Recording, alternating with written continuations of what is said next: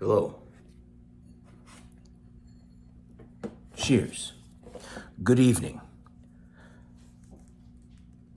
Part 2.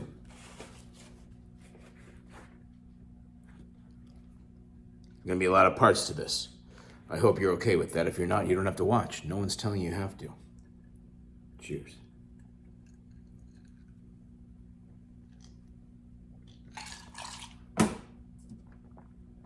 Cheers again.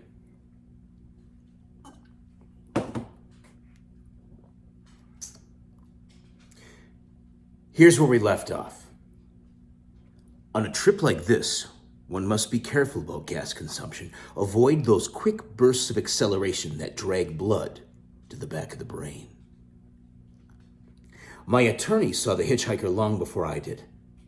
"Let's give the boy a lift," he said, and before I could mount any argument, he was stopped and this poor Okie kid was running up to the car with a big grin on his face saying, "Hot damn! I never rode in a convertible before." "Is that right?" I said. "Well, I guess you're about ready, eh?" The kid nodded eagerly and we roared off. "We're your friends," said my attorney. "We're not like the others." Oh, Christ, I thought, he's gone around the bend. "No more of that talk," I said sharply, "or I'll put the leeches on you." He grinned, seeming to understand. Luckily, the noise in the car was so awful between the wind and the radio and the tape machine that the kid in the back seat couldn't hear a goddamn word we were saying. Or could he? How long can we maintain? I wondered. How long before one of us starts raving and jabbering at this boy? What will he think then? This same lonely desert was the last home of the Manson family. Would he make that grim connection? When my attorney starts screaming about bats and huge manta rays coming down in the car, if so, well, we'll just have to cut his head off and bury him somewhere, because it goes without saying that we can't turn him loose. He'll report us at once to some kind of outback Nazi law enforcement agency, and they'll run us down like dogs. Jesus. Did I just say that? Or just think it? Was I talking? Did they hear me? I glanced over at my attorney, but he seemed oblivious, watching the road, driving our great red shark along at 110 or so. There was no sound from the back seat. Maybe I'd better have a chat with this boy, I thought. Perhaps if I explain things, he'll rest easy. Of course. I leaned around in the seat and gave him a big smile, admiring the shape of his skull. "By the way," I said, "there's one thing you should probably understand." He stared at me, not blinking. Was he gritting his teeth? "Can you hear me?" I yelled.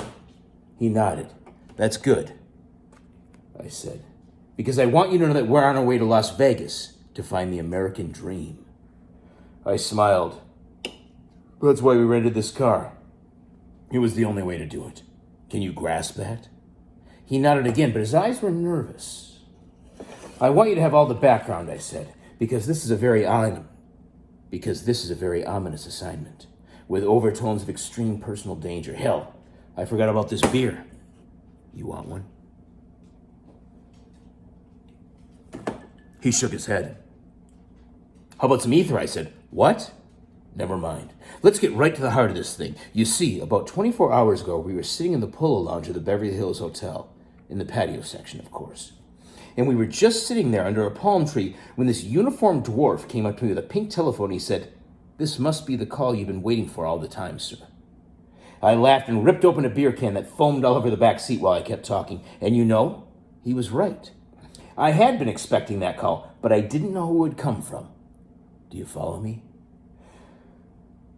The boy's face was a mask of pure fear and bewilderment. I blundered on. "I want you to understand that this man at the wheel is my attorney. He's not just some dingbat I found on the strip. Shit! Look at him. He doesn't look like you or me, right? Because he's a foreigner. I think he's probably Samoan.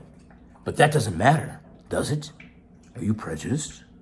"Oh, hell no," he blurted. "I didn't think so," I said. Because in spite of his race, this man is extremely valuable to me." I glanced over at my attorney, but his mind was somewhere else. I whacked the back of the driver's seat with my fist. "This is important, goddammit. This is a true story." The car swerved sickeningly. and then straightened out. "Keep your hands off my fucking neck," my attorney screamed. The kid in the back looked like he was ready to jump right out of the car and take his chances. Our vibrations were getting nasty. But why? I was puzzled, frustrated. Was there no communication in this car? Had we deteriorated to the level of dumb beasts?